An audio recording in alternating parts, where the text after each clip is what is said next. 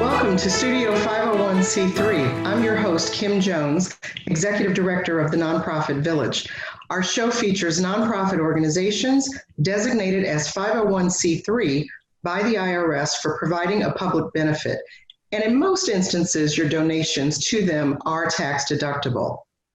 We're a proud partner of Montgomery Community Media in highlighting our community's fantastic nonprofit programs and services. MCM is always your public resource that provides access to information relevant to the community. On this episode of Studio 501c3, we're doing something a little different. We're taping on a digital platform, so the picture may look different to you, but the goal is the same. We're here to highlight nonprofit organizations that serve as a safety net for our residents and provide services that are critical to all of our citizens. Today, we welcome Wendy Howard, Executive Director of One Montgomery Green, also known as OMG. OMG supports environmental sustainability and promotes the development of a green economy. Wendy, thanks for joining us in Studio 501c3. Thanks for having me. Great. So let's get started. I'm excited to be here. Hey, we are so excited to have you. And I think this is very relevant for right now, too. And we'll get more into that in our discussion today. But can you start by telling us very, very briefly a little bit more about the mission and how OMG, One Montgomery Green, really got started? So thank you. One Montgomery Green is actually the result of the merger of two nonprofits, Green Wheaton and Silver Spring Green, which were two nonprofits here in the county focused on supporting sustainability. A lot of our efforts as those individual organizations were, doing stream cleanups, really working to help the environment, partnering with our neighbors, residents, and businesses. About 2.5 years ago, 3 years now, we looked at the fact that when we did things together, we were making a bigger impact. So in 2017, we merged to become One Montgomery Green. So we're still keeping that mission of the sustainability, the working with our neighbors, our community, doing stream cleanups. We often do workshops on sustainability, on ways to green your home, your office, your business. But once we came together, we realized there were some things that we could do on a larger outreach. So we've invoked some programs and projects really aimed at sort of getting that information out, expanding our education with students at MCPS, which I'll love to talk to you about. But those kinds of efforts really to educate, inform, and help people prepare for the environment that we have now. So thank you for that useful information about how it all came about and how I love to hear about collaborations in the community, especially among nonprofits. One of the things that you talked about is what people can do out in their community. And I think that's important to let people know more about what we might be able to do individually. So we always see opportunities to go out, like you said, for a cleanup, a neighborhood cleanup. But what are the things that, especially during a time when we're all confined a little bit more, or even in winter when you're confined a little bit more, what can you do as an individual that really contributes to this sustainable effort? Well, thanks. That's a good question. I think it's important to note that a lot of what we can do here in the county involves our reducing, reusing, and repurposing things. So this is internally, we're lucky in the county that the county does do a good recycling pickup. But one of the things during this time where I'm sort of home is I've actually been working on reducing my trash, reducing my plastic, which has actually become a lot easier because I'm cooking in-house a lot more. But that's one of the things that people can do, work on reduction of the amount of plastics we generate.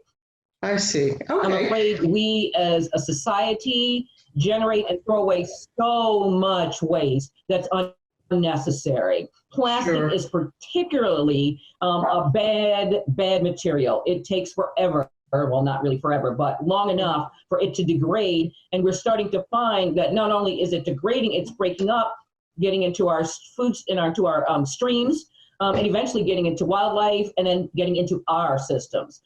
Well, so One of the things interesting that I'm really recommending is that reduce, that first of the R's. Okay, so it's interesting that you talk about reducing and particularly the plastics. One of the things I read about just this week is a group that did a pitch to Amazon. They had some kind of a pitch competition and pitched a reusable container for restaurants for takeout. So how important are those kinds of new efforts that come along, and how does that really contribute to what you described as this, the green economy? That's what you said, the green economy. So how does that as a new effort contribute? That's really important in what you're talking about. So they're talking about remake, sort of redesign of things that we've been using. This is something that we're working actually pretty hard, heavily with students, because we know that in 10 years time from now, all of the jobs that are going to be out there are going to be green jobs. That means people are going to be working on solar panels, installing solar panels in your homes, those kinds of things. This is an effort towards that. We are trying to, sorry, people are coming back. We are trying to encourage those green jobs. No worries. Yeah, it adds a little texture to the interview. The middleman came. Yeah. The dog had to tell us texture to the interview. Yeah, there you go. Okay, so and that's something that I didn't know, that eventually we're looking at these green jobs. Yeah. Exactly. So we're looking at ways that we can encourage our students, particularly the MCPS students that we're working with, to look at those careers, and there are plenty of them. And where are you working with these students? Available and that are out there now, but we're going to see a real resurgence. So we have a program that actually is called Clean Headwaters that starts with the students actually learning about trash, where it goes, learning about recycle, learning about plastics in our environment. The kids then go out into the stream, do some actual collection based on a NOAA protocol, where they. Hey, Wendy, can I break for just a second for you? We're going to go to break real quick, and then we're going to come back and talk a little bit more. But I just hold that thought, because I want to come right back to it. We need to learn more about that. Okay. All right, so we're going to take a short break. When we come back, we're going to find out a little bit more about how OMG, One Montgomery Green, works with students and represents these environmental interests that are so important to us. You're watching Studio 501c3 on Montgomery Community Media. We'll be right back.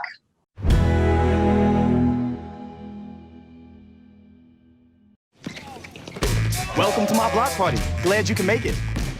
The only triple doubles you get come with fries. Last time you blocked someone, you were online. I can do this all day. Your moves are just gay. Using gay to mean dumb or stupid, not cool. Not cool. Not in my house, not anywhere. It's not creative, it's offensive to gay people. And you're better than that.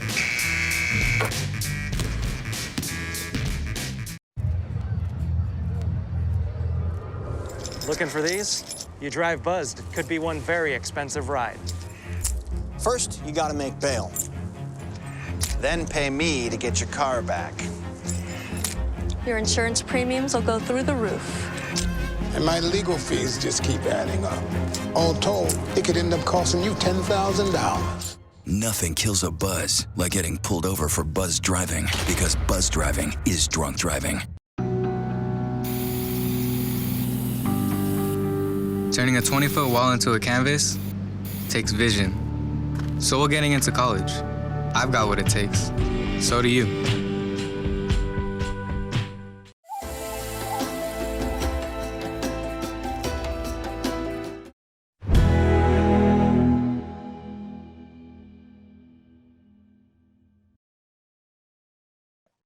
Welcome back. We're in Studio 501c3, your window to Montgomery County's premier nonprofit organizations. I'm Kim Jones, and with me today is Wendy Howard, the Executive Director of One Montgomery Green. So Wendy, before the break, you were talking about how you're working with the students and showing them the impact of the green economy and where the jobs are going to be. Can you talk a little bit more about that?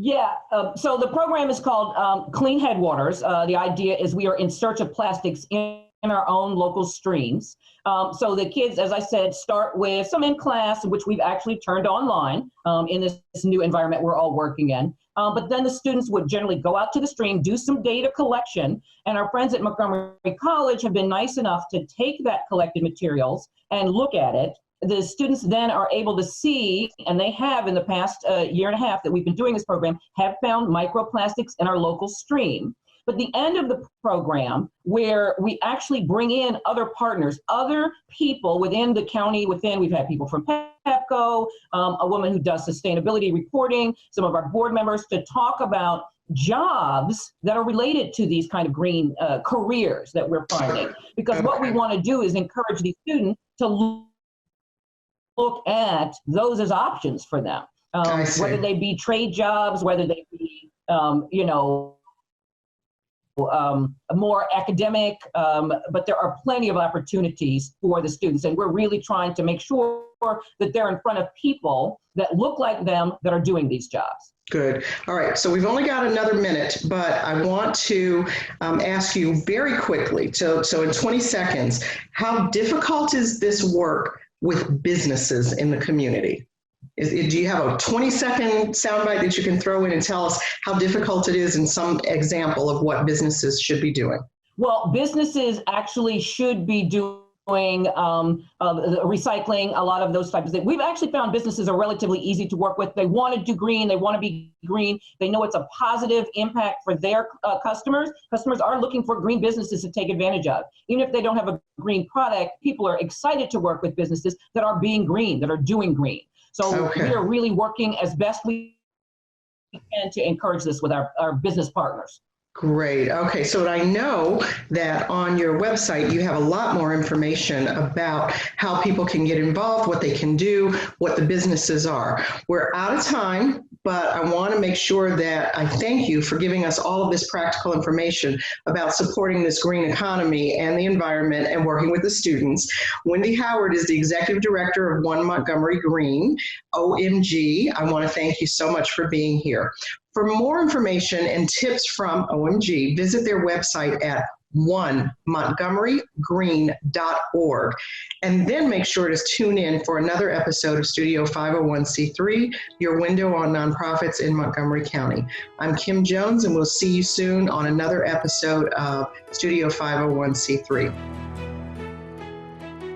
This episode of Studio 501c3 was sponsored by MBA Growth Partners.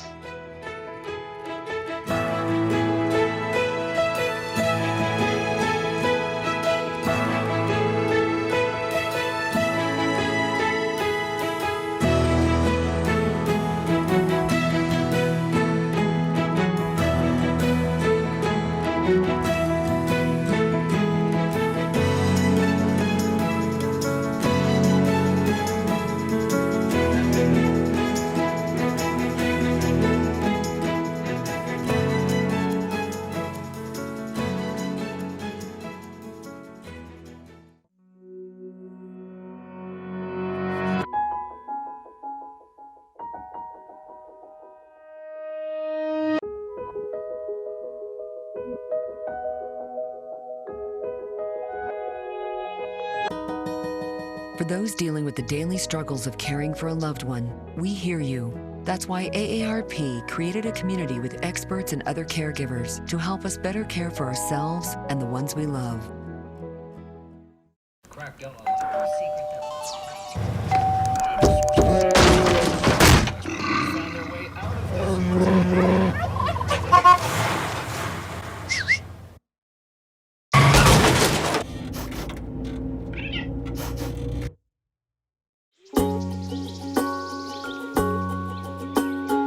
Getting closer to nature can get you closer to your family. Go to discovertheforest.org.